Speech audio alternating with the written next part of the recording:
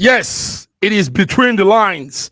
On Between the Lines is news update, looking through what those words newsmakers are putting out, looking through how it affects us, impacts us as people. Ladies and gentlemen, you're welcome to Between the Lines, the 22nd of April 2024. My name is Mark Godwin Iweajunwa, and we're here on our lively conversation program, Between the Lines. It's 8 p.m. in Nigeria now, it's 8 p.m. in the UK, and it's 9 p.m. Central Europe time. I'm here with my colleagues and friends, brothers, sisters from all corners of the world.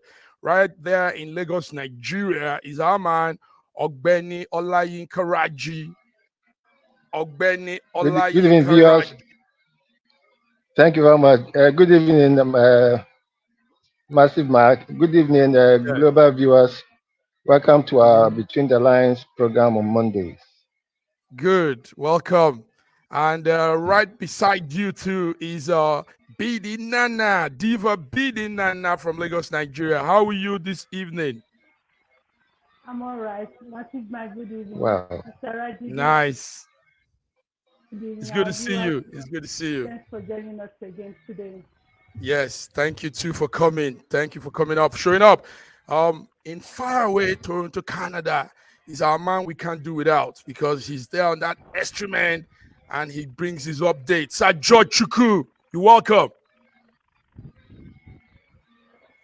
Sir George, we need to hear your beautiful voice. We need to hear your beautiful. While you're fixing that up, let's hear from London, UK, Fiona Akano. Fiona Akano.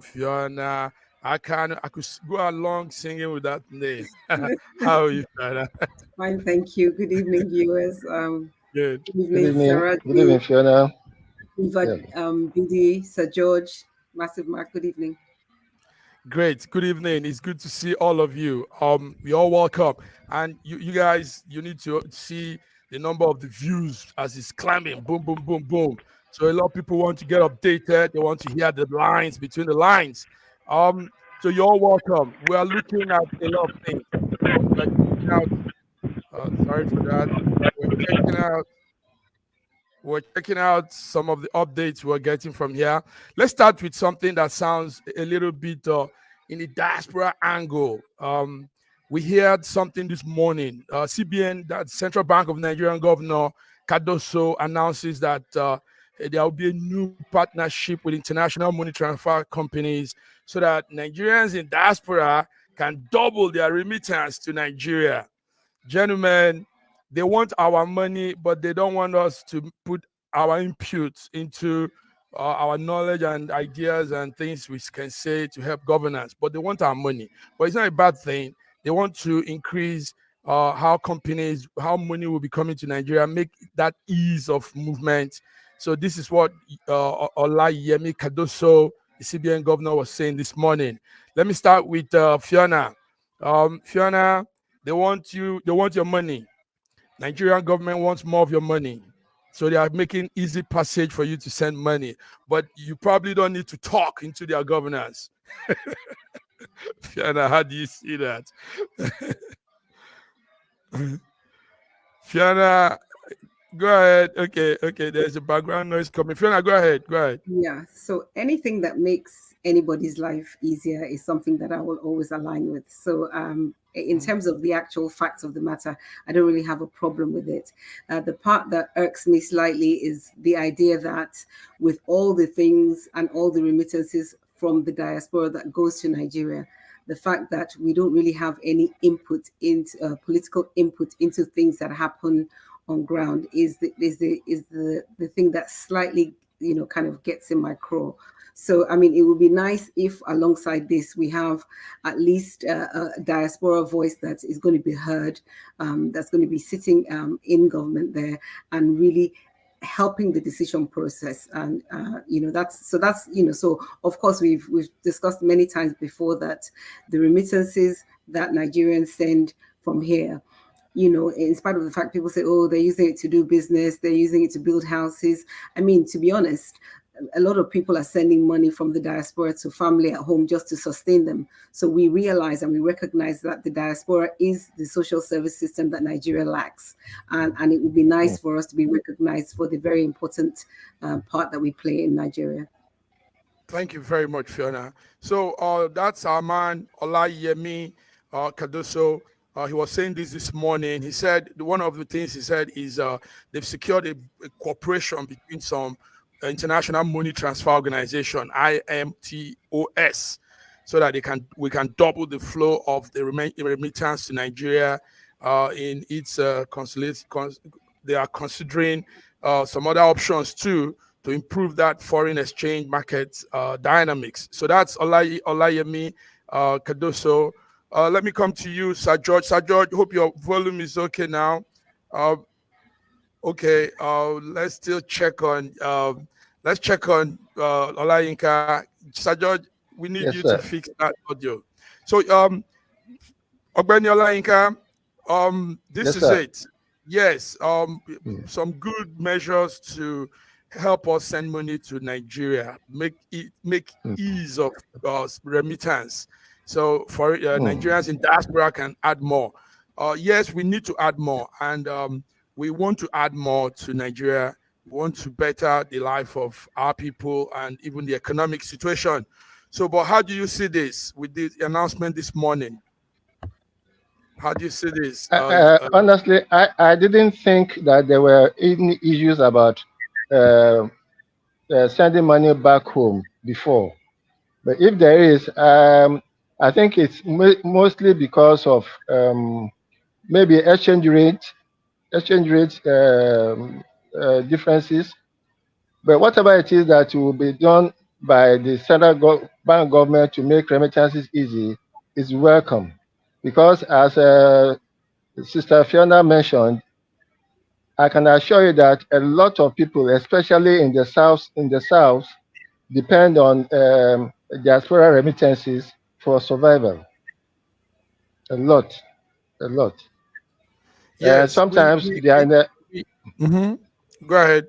Sometimes they are in a quandary now, because you see, as the dollar rate went higher, the naira volume got higher too.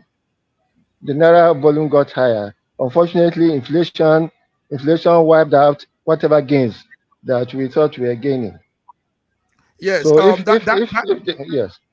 That issue of naira pairing with dollar, I mean, the growth is not really tangible, because we're studying a lot on that. We're looking like, how did they do that? Is it what did they follow the process of making the naira valuable, or was it a back end rowdy situation as they normally do? Because we didn't see businesses improve. We didn't see investors, the numbers of investors in Nigeria into Nigeria increase. We didn't see any of this. All we know is there were money that was loaned, borrowed money probably was added into that thing, and now you have this all of a sudden, all overnight, the naira has come up. I don't really think that naira is improving or anything. What was the rate before? What was the rate before they tried to drown the naira? What was they doing before? So I don't think there has all been some footworks.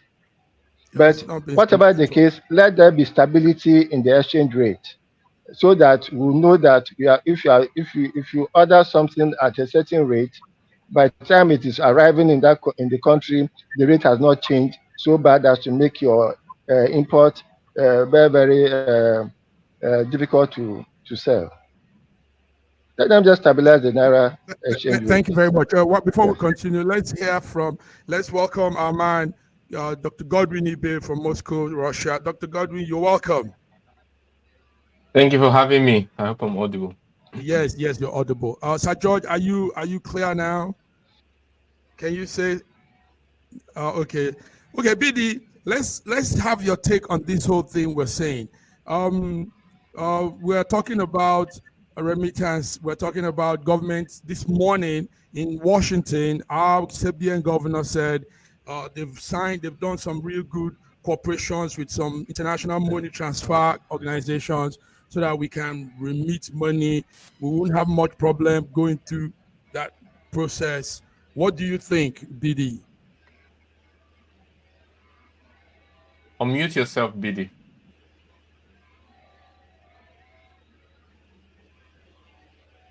Oh dear. Can't hear you. We can't hear you, BD. I can't hear her. Okay. I think she's having that audio problem. Viewers, that's what you get actually when you're using technology in productions like this. But it's all good, gentlemen. Let's have a Godwin. Godwin, you are in diaspora, and yes, you have families back home. Yes, you support them. How is it sending money back home? Some people go through a lot of rigorous process. Now they are saying it's going to be smooth, and they want double of your money, double of it from your pockets. So what are you saying about that, Godwin? Sometimes, like, when people talk, I try to understand not just the authority that makes them to speak, but the logical basis for the conversation. And when I don't find it, I just disconnect usually and just not, you don't really see me engage in such kind of discussion. For example, if you didn't ask me, you wouldn't see any of my posts talking about it because it doesn't make sense to me, honestly. On what is the basis for the ease of, do we have an alternative to Swift? Is there a way, is there an account that you could transfer money and it automatically reflects in Nigeria? Many of the trade that are done by diaspora remittances are done with either huge commissions through transfer, Bitcoin, which has to do with reconversion to digital cryptocurrencies and the conversion, or reconversion in the opposite direction, losing a lot of money, inefficiencies and commissions, or where transactions are made without the volume of the money actually changing. So a transfer is made in a foreign currency in diaspora, and then the mirror transaction is made in Nigeria without any of the currencies crossing paths. So when you say you make it easier, what does it mean? I honestly don't understand. It doesn't solve They, any of they, the they, underlying. yes, they making it easy is for maybe in Russia you people have it easy. Most times, Western Europe No. and I'm some not part saying it's easy. I'm saying of that there's what is the basis for making it easier? The uh, commissions are there, reconversions are there, the mhm, payment, the mechanism for moving, whether you're using Swift or you're mhm. using which other one transfer. Um, I don't know. Okay. Yeah, so You probably don't have the this, update on the news, but it's okay. Let's move on, I'm guys. Let's asking move you. on. I'm asking who has Yes. No. who Don't has worry. the Don't worry. Let's details. move on. Don't worry. Let's not dive into something we probably don't understand. It will make it more complex. Okay. See, the situation now is that U.S. House has passed $95 billion aid to help package Ukraine, Israel, and Taiwan. Guys, let's come to the international line. The U.S. during the weekend passed a $95 billion bill for security aid to Ukraine, Israel, Taiwan, even though it's still in the House of Rep. It's not yet with this in the House of Senate. But what does this mean for this war? What does it mean for what we're trying to say? We're saying, let's stop this war. Let's move on. Life needs to move on. We just came out of COVID, got into war, and more wars and more wars, and now they are financing those wars. George, it's a pity we can't hear you. Can you hear But me now? now we can. Yes, George, go Okay. ahead. Thank you. Come yes. on. Let's hear you, Just George. in Let's time. hear you. Your usual Let's voice. hear Okay. you. Well, special greetings to all my colleagues here, especially Olayinka Raji, my man. Raji. All right. So anyway, U.S. After a long delay with the Republican extremists, they have passed that law, and it's actually what we are seeing here is a partial. I can call it partial actually because there's been a little squabble between Benjamin Netanyahu, Bibi, and then the President of the United States of America. As much as they wanted to help them to aid them with the war in Gaza. But there's a little bit of shift because the man is not listening to the president of the U.S. and the things that they want. By the way, so $95 billion has been already approved, and we have around 61 billion, going to Ukraine. And then out of that, 13.8 billion for weapons purchases and 9 billion for economic and assistance. So now you see also that what is happening here, as much as all of these things are happening, you tend to see they're supporting Israel. But yet there are conditions that are being laid upon them because of the humanitarian catastrophe that is going on in that place. But also, you see part of this money that was given to where? Taiwan. Why is Taiwan?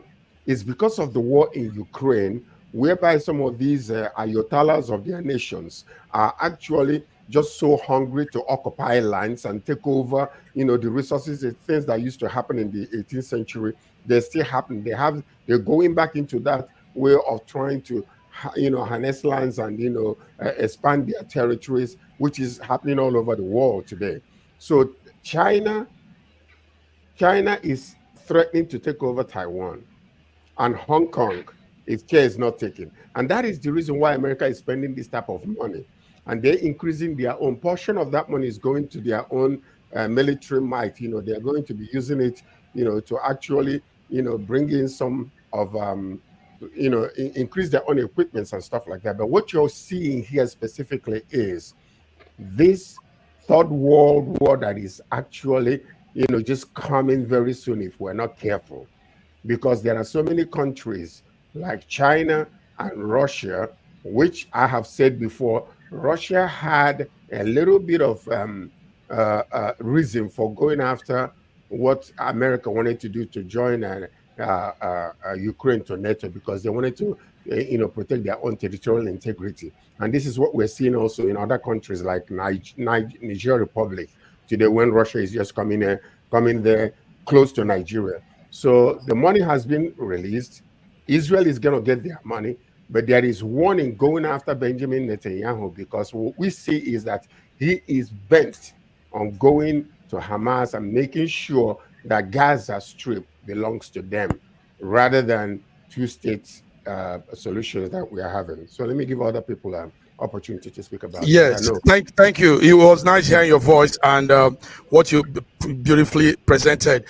Gentlemen, the bill is scheduled to be passed. They are considering putting it to the Senate tomorrow. And like George have said, the money will be shared between Taiwan, Russia, and Taiwan, Israel, and Ukraine. Fiona, tell us, what do you say of this? Is it BD? BD, are you open now? Yeah, I'm open. Okay, good. Okay, let's hear. We can hear you now. Yeah, we can hear you, BD. Go ahead. Can I finish on what I was talking about before?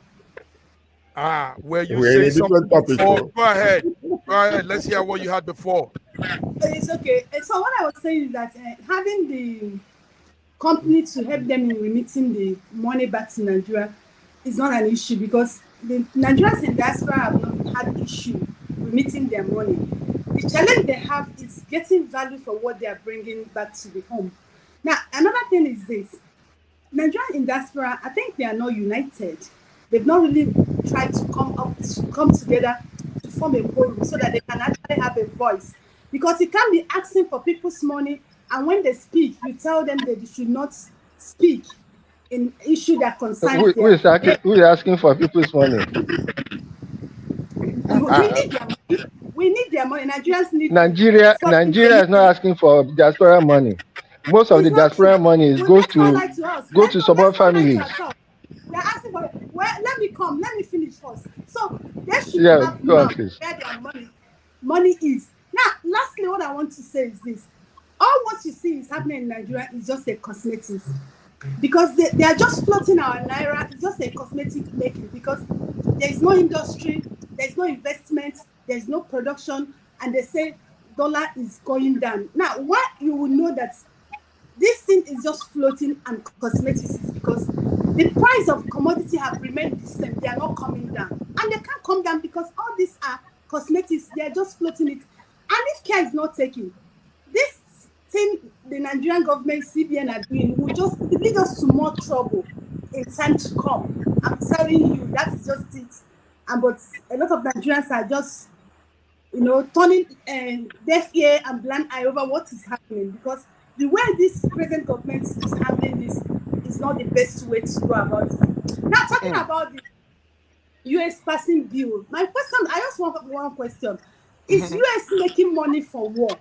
It's like their money comes out when it comes to war. I'm telling you, because they invest in war than every other thing. They make money from war. Yeah.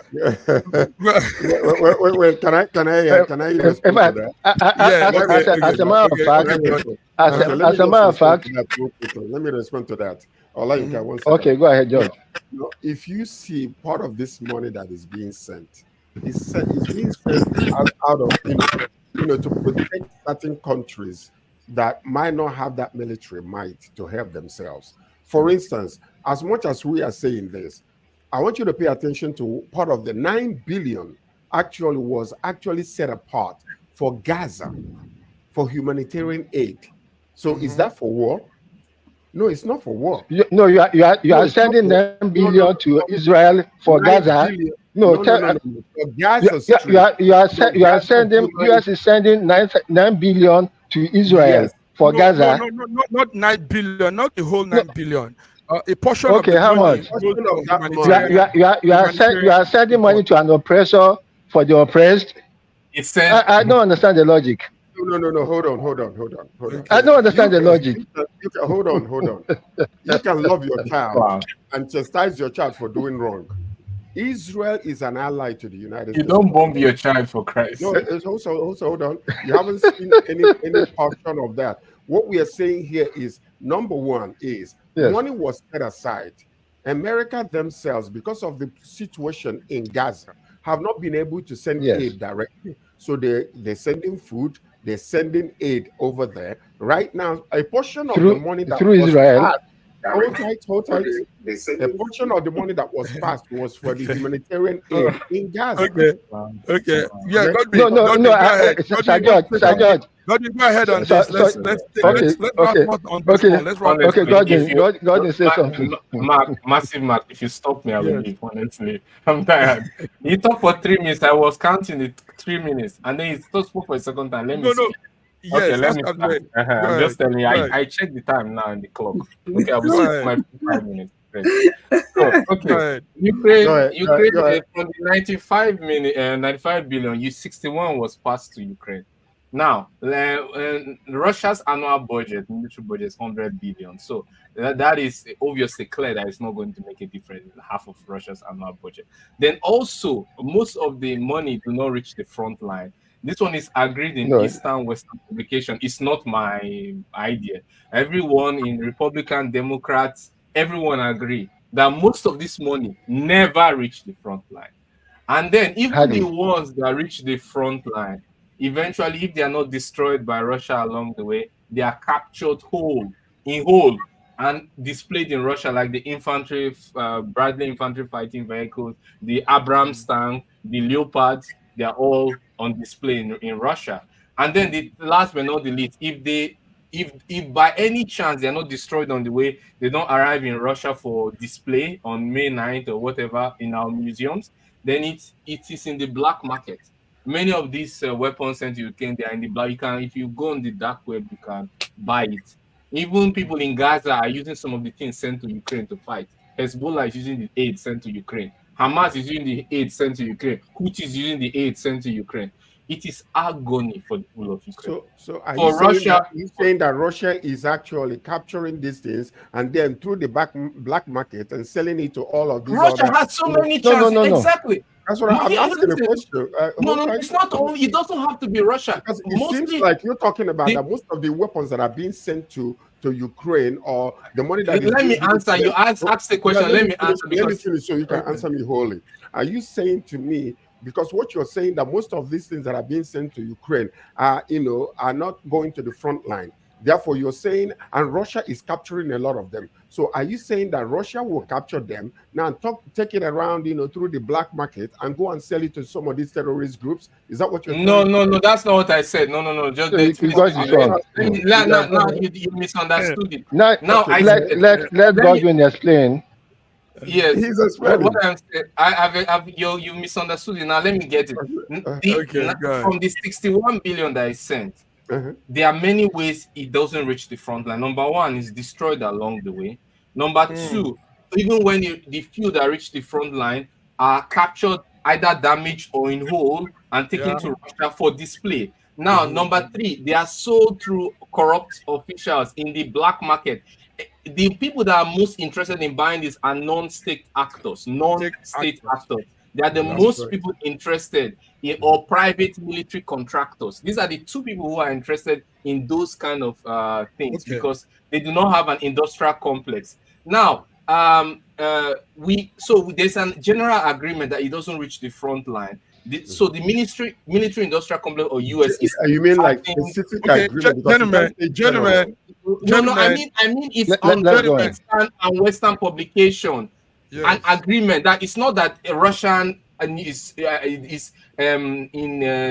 opposing or has an opposing view what is not published in West. I'm saying both in Eastern and Western publication, there's a general consensus that most of the weapons do not get to the front line. So it is more agony. And there are some speculations that one of the conditions for this approval was that there will be more mobilization. But Zelensky has come out to say, with his own mouth, that the young people will now be mobilized, that they tend to be more vast with technology. So there's a plan for more mobilization. Recall that the reason given for the head of the commander of the armed forces of Ukraine, Zaluzhny, for retiring was that he requested for a mobilization of 500,000 Ukrainians, which was not granted to him before he resigned or was fired or whatever and changed to Syrsky. Now, on Western publication, it's also said that the same problems that Zaluzhny faced is the same problem that the new commander-in-chief of the armed forces of Ukraine is facing. Syrsky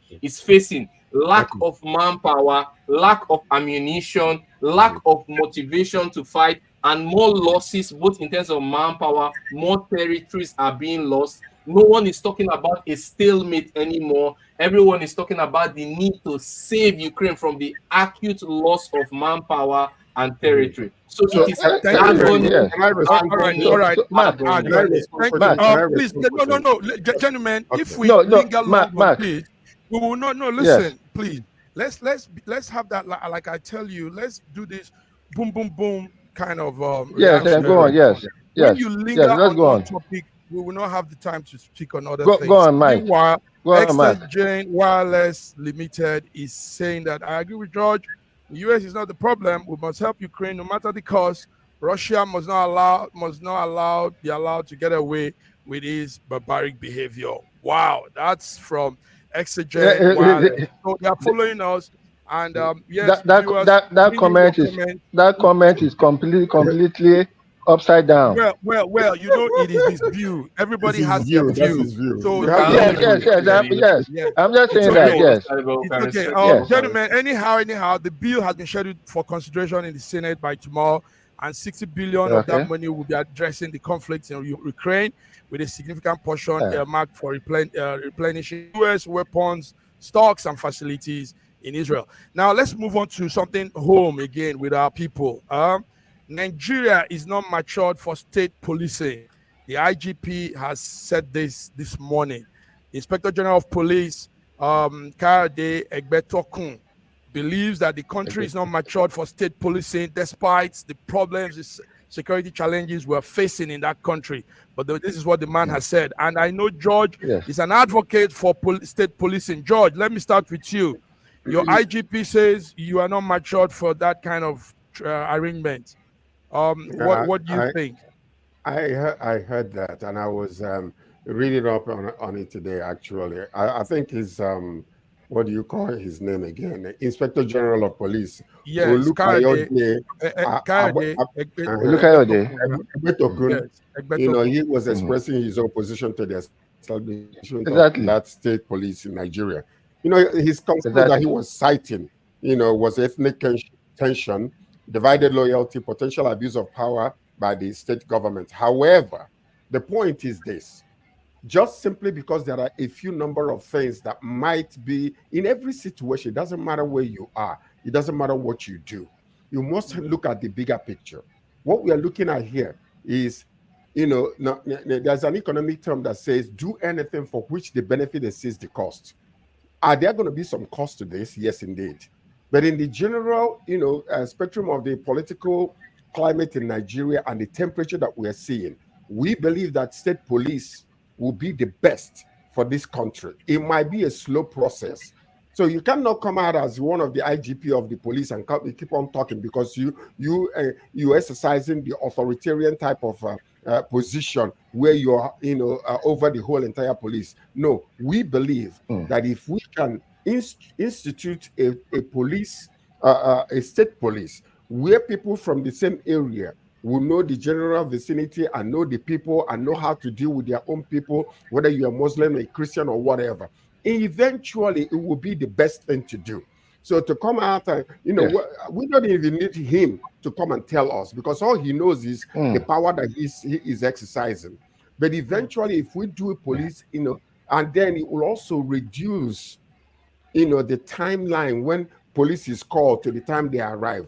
Most of the time, you see that, you know, police is called and, you know, one group is in another section because it's a, you know, federal police.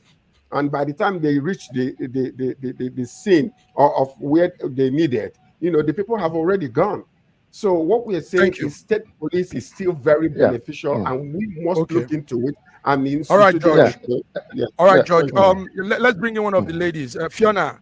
What the IGP is saying is also that when the state police are under the state control, some of the governors will be using it for their personal gain, and there will be situations of human rights and security challenges that they will face.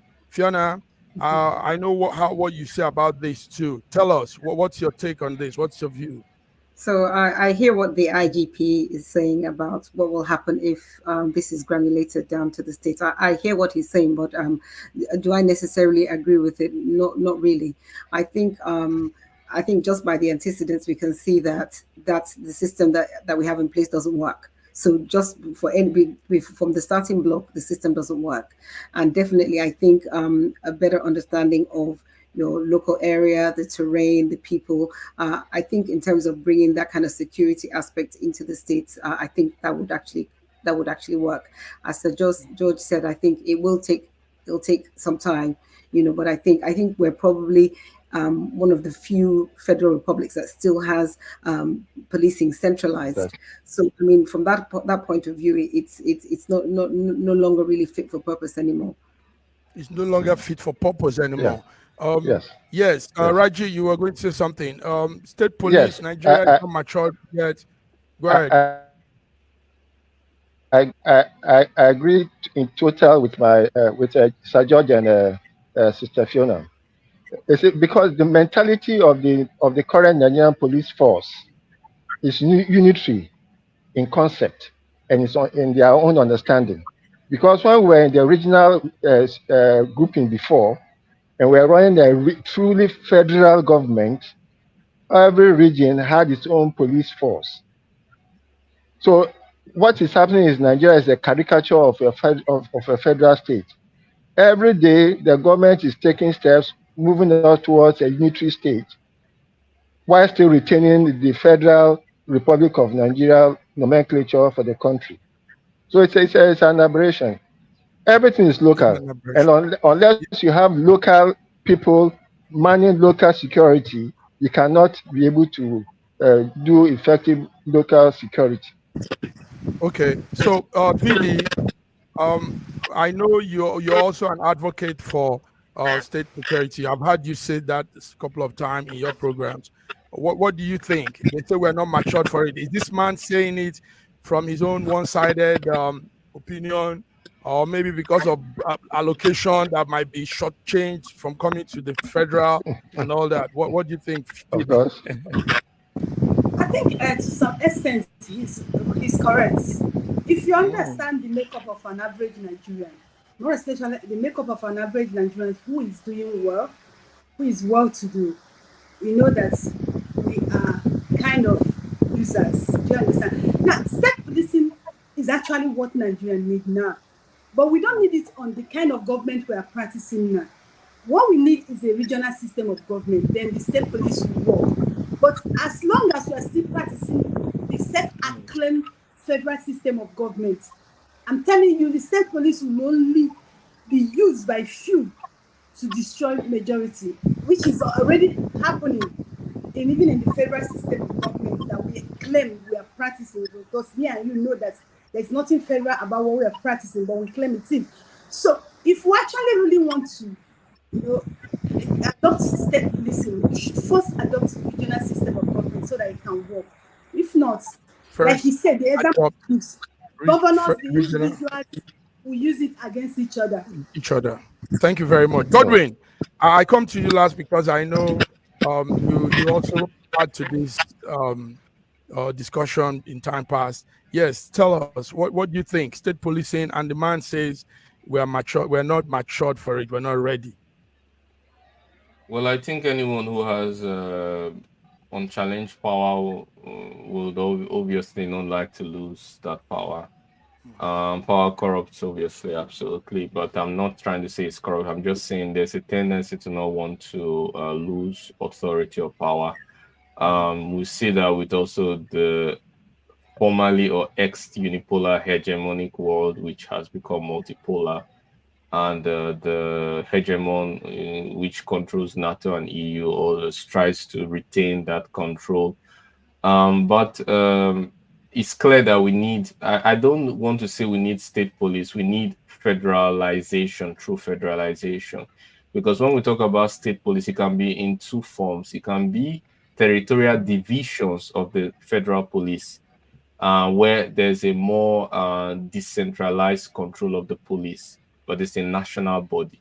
Or it could be a distinct body that's operating as a state police. So, but what we see here is a federal system of police that is not well localized, and the local residents feel the vacuum in terms of policing.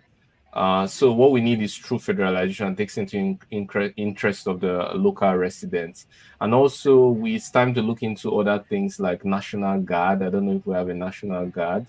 That is also in US you have such, in Russia you have such, that serves as an in-between between the military and the police, but who are interested in gun control, combating terrorism, protecting borders, and those things. Those are their main, they have much more access to more firepower than the usual police. They are along the lines of the military, but lower.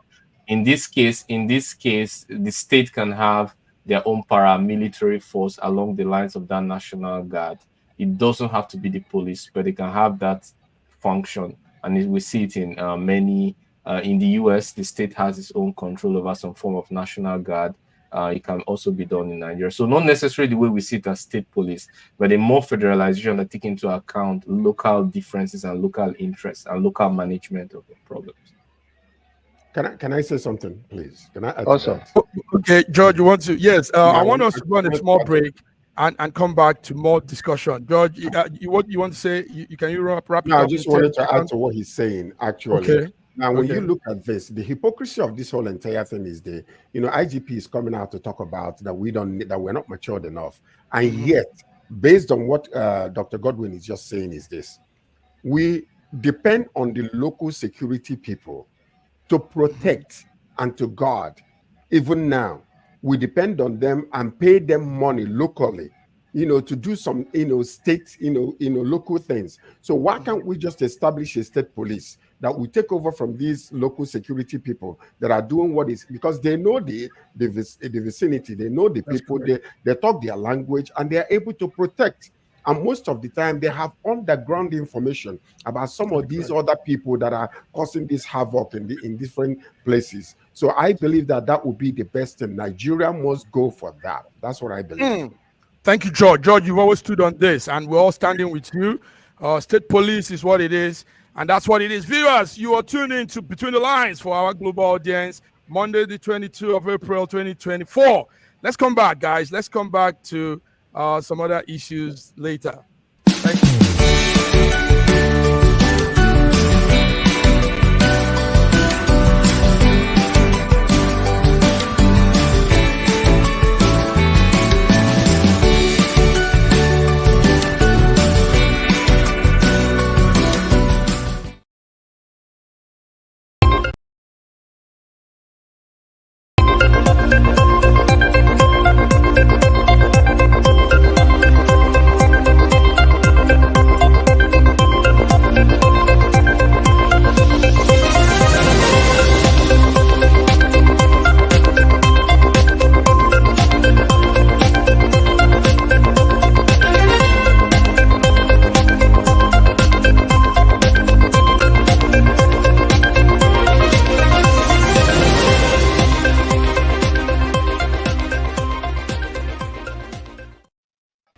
Viewers, we're back. Between the Lines, Monday.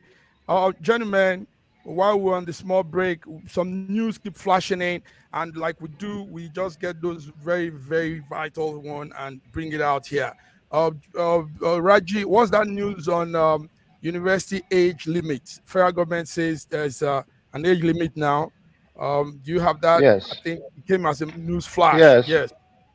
Yes, just came out as 18 years as the minimum age for entering the university. Okay. Yes, but I don't think it should be so set in concrete, because children mature differently. Some children may be up to 6 years before they can enter primary school. Some may be up to 10 years. Some can breeze through primary school before they are 8 years old. I don't think it should be set in concrete, because chronological age is actually quite different from the aging of the child. It's different from every child. I don't think they should fix it on that 18. Okay. I would have thought that maybe 14, 15, 16 would have been quiet. I have classmates who are 14 when we were in prelim.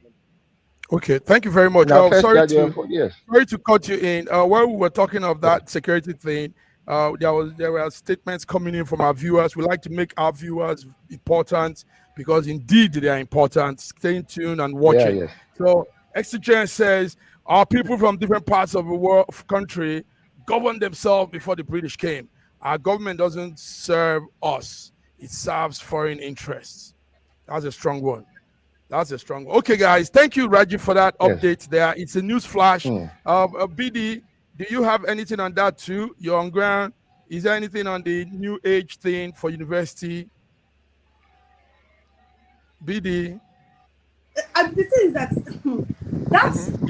news is not an issue. It's not an issue. And like Raji have said, some people have rapid growth. Okay. And it might be a child, you have a rapid growth, and you have a mother that's a teacher or a principal. You have the tendency of starting school early and finishing early. Yes. People who don't have rapid growth, or maybe probably who don't have education needs as parents. Now, what are you telling me? I'm telling you maybe probably if the girl finishes by 14 or 15, him or she will not get admission into the school. So, to me, that's not an issue. Honestly. Yeah. Sorry, can I just speak to that very briefly? Yes, go ahead, Fiona. Go ahead. Yes. So in terms of setting the minimum age, I'm wondering whether there's some sort of child protection element to that. Because obviously if you're under the age of 18, you're a child, and there have been a lot of things that have gone on in universities that are probably not appropriate for a child. So I'm wondering whether there's a child protection element to that. I mean, definitely there are children that will develop at quicker rates, that their intelligence quotient is much higher, and they're able to pass. So they're mentally and educationally ready to study, but they may not be physically ready to be in a university style institution. So I don't know whether I don't know, because we don't have the clear picture. I don't know whether it's about them actually being physically present and staying there, or attending classes, because I understand what the child protection concern could be in that case. Okay. Well, Thank you very if you much. are looking at that, Yes. if Yes. you are looking at that, Sister Fiona, if you are looking at that, then there should be data to show that so many children below the age of 18 have been entering the university, and this has been something that has been happening to them. Yeah, Regularly. What I said is that I am wondering if there's a child protection Yes, element yes. to this. That's what I've said. There's no data. There's no data to support that minimum 18 years. No It's data. a news flash. Just It's fear. a news flash. It's a news flash this evening. Let's be on Raji BD. Yes, put your ears on for that for us while we continue. Yes.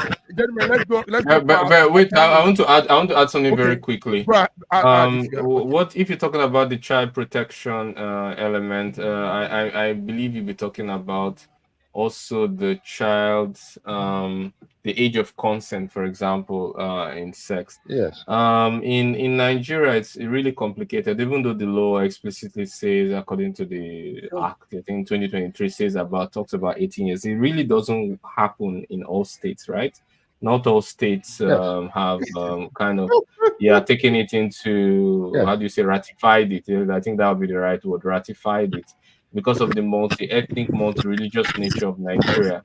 So you are protecting maybe Southerners who are 16 years and want to go to university, but you're not protecting Northerners 14 years old who want to have sex just by getting married to a man because the parents says yes, a 90-year-old man. I mean, it doesn't make sense. Yeah, it's a 90-year-old man because the parents take bride price and say yes, it doesn't make sense. That's a good one. That's a good point of view, Godwin. There is child protection in law in Nigeria, but it's silent. No one is observing it. It's silent in Nigeria. Like Dr. Ibe just said.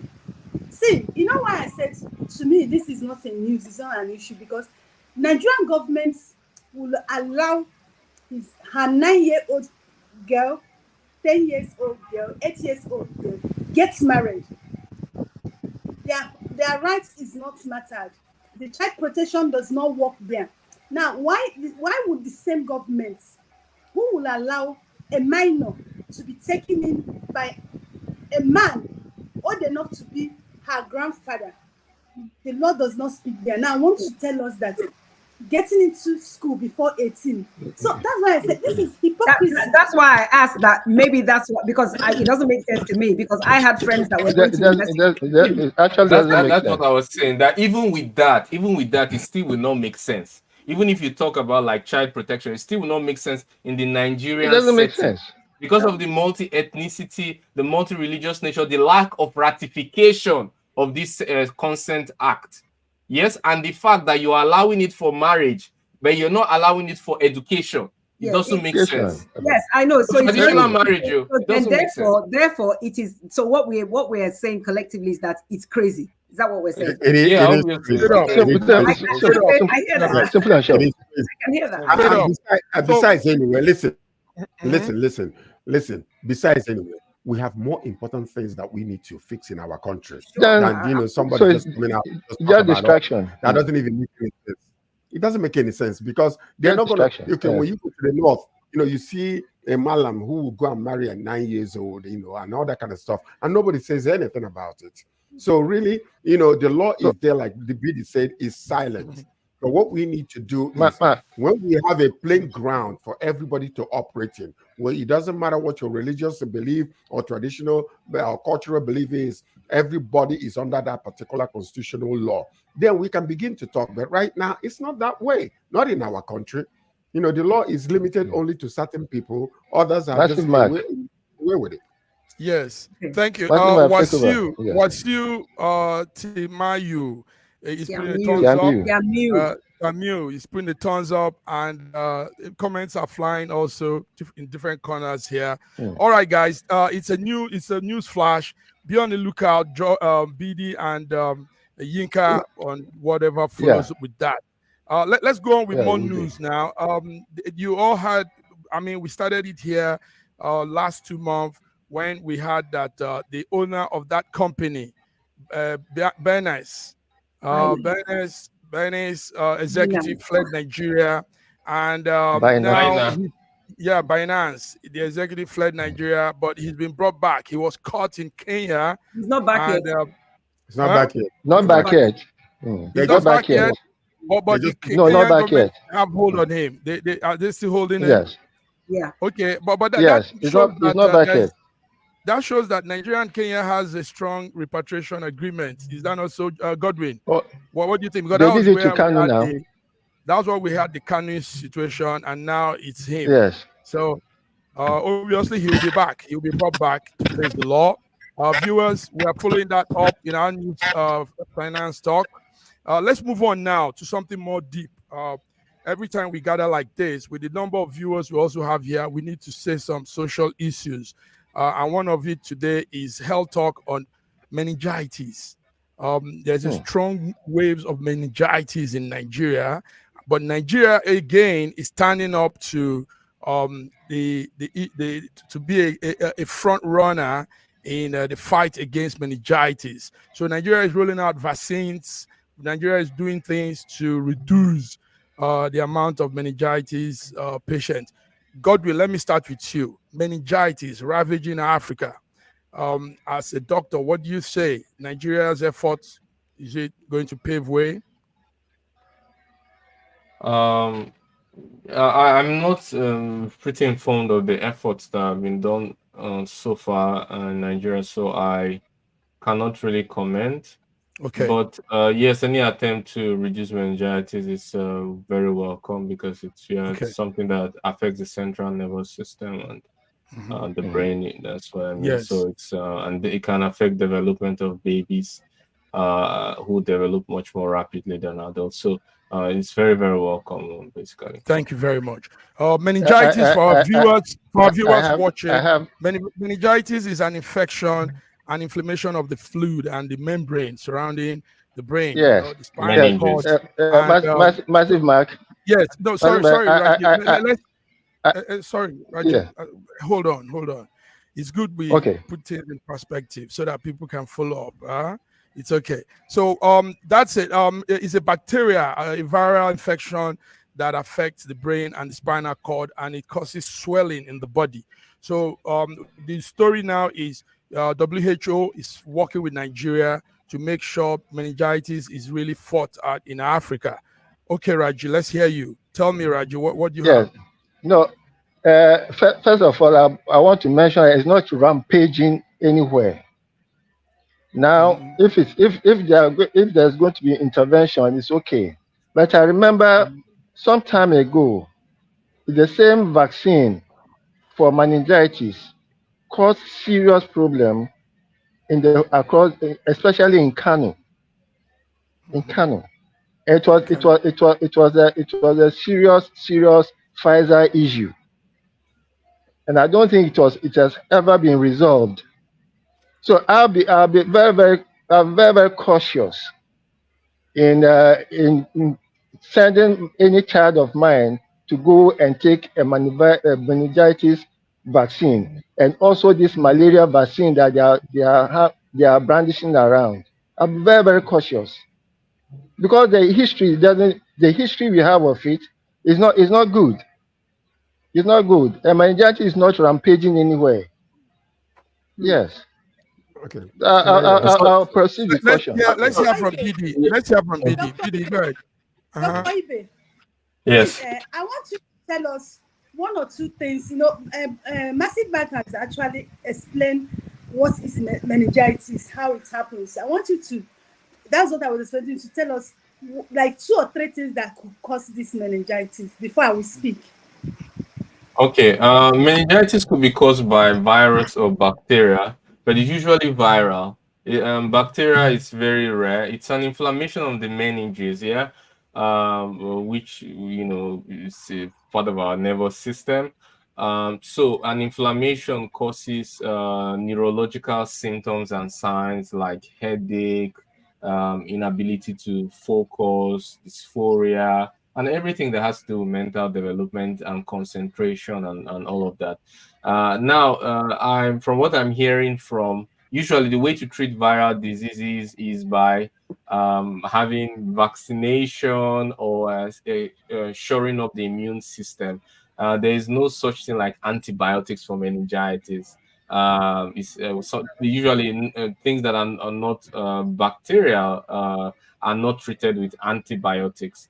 So you can only prepare the immune system to be able to deal with it. Now, concerning what Raji has said about vaccinations, now made me to realize that, oh, actually maybe there's a vaccination program for this. If there is, then I will urge. Of course, I support vaccination, but not a vaccination that is rushed out, because the truth is that there's been lots of biolab that programs that are going on around the world, where Experiments. developing countries like Ukraine, thank God Russia is strong enough to control its borders, Africa, even at a point India, before India took control of that, where developing countries, Test. are used as lab rats for vaccinations that Yes. will not be allowed in developed countries like US or Russia. Even Russia will not be allowed, but in developing countries they allow it, and then they use this as data to guide them on how they should run the program back at home. So we should not allow our people to be used as lab rats or for any testing. Right. And the other thing is that when something happens to these people, the compensation is very little. The government doesn't always demand for the huge compensation that should come for it. And even when the government demands, it has to go to international court, a case that may take so many years before anything comes out of it. So the best thing, prevention is better than cure. I wouldn't want our people to be used as lab rats Yes. for biological. Thank you very much. Okay, Yes. go ahead, BD. You have an answer. You have a question to that. You know why I wanted you to explain this for our viewers. If in Nigeria, Dr. Raji will be familiar with what I'm saying. Since last year, there has been this heavy heat in Nigeria, and it's more in the north now. There's been a heavy heat in Nigeria, and I had some people discussing that what is actually fueling this meningitis more in the north is because of this heavy heat. If you listen to news about 2 weeks ago or last week, you notice that in Sokoto, the sun and the heat in Sokoto was even burning people. So people were saying it's because of that heat and that wave that is causing this meningitis. That's why I wanted you to explain to our viewers, for them to actually understand this and know how they can handle it. Wow. Thank you very much. It's good. Listen, George want to say something. We're running out of time, George. Okay, go ahead, George. Make it fast. I know. Ahead. No, I just wanted to support everything that everybody's saying. What Raji is actually, cautioning about is that most of the time we have seen a whole lot of these drugs that the pharmaceutical industries are bringing out. They will bring into Africa and use this as guinea pigs. And because there are no statistical data in collection of the people that go to the hospital, ended up dying and being buried without any kind of autopsy to show they die from this or that. And especially in the Muslim countries where people die in a couple of days, they have to be buried, in 24 hours. So that's part of the reason why it is very, very important. Yeah, my youngest son, my last born, actually suffered from meningitis when he was very little. And I saw the danger that was in that particular bacteria that attacks them. So if Nigeria is coming out with a vaccine, what we need to understand should make sure that it is time tested and panic proven. Because you can't just rush it out there like Dr. Ibe was saying, which eventually could cause, even serious issues later. People might be dying after 5 years of taking this vaccine, and nobody would now relate it back to the vaccine that they took. A lot of people are alleging that some of the vaccines that we took in the past, that it might be bad or whatever. Some people are allergic to it and discussing some situations. So we need to be careful, especially when it comes to a country like Nigeria. Now, if our country is coming out with the first vaccine, let's take our time and test it and know the long-term and short-term Sorry, effects. it's not our country that's coming out with the No, vaccines. it's not by Nigeria. No. It is being tested in all right. it is All being right, guys. yes. Yes. Gavi The is Pfizer something case, the Pfizer case No, about 10 years Gavi. ago was all about meningitis too. No, Gavi There were is more than 100,000 people were affected. It's been done in Nigeria. It's been done in Nigeria. Yeah. It is. So No. it's being rolled out in Nigeria. No. Nigeria is rolling out, guys. Yinka and Fiona. Yeah, they're rolling it out. Nigeria is rolling so- it out. Yes, Nigeria is rolling it out. Okay, Nigeria is the guys, first. we Correct. need to go. Our time is short, Yeah, okay. but you guys have done so well. But before we go, we want to say big congratulations to Arise TV network. When we see people that are in the same space of like what we're doing and they are making moves, we want to put our hands out to them. Arise has extended to South Africa. So Arise will be bidding its program and its Not only network in South Africa, they're going around though. Yes. No, This time they are putting the big mist transmitter in South Africa. Yes, you could have them on everywhere, your internet and everything, but it's a different thing when it's specially built for a region. So Arise has done it. Atiku was the former vice president was congratulating the Arise chairman this morning, and we also here in SSM want to say, well done, guys! Congratulations on your expansion. Congratulations. On that note, Yes. we say, guys, till we come again Wednesday. Come on. Arise News, we congratulate you. We are coming, SSM, we are coming behind you. Nice. We will be expanding too. Okay? Amen. Look at the beautiful faces here. Look at Dr. Godwin. Look at Fiona. Look at BD. Look at our man. Let me put on a smile. We're going to go there. We're coming up for you guys. All right, guys. Thank you, viewers. Thank you all for tuning in. Congratulations, See you next time. Yes. Until then, good night, guys. Have a good evening. Have a good evening.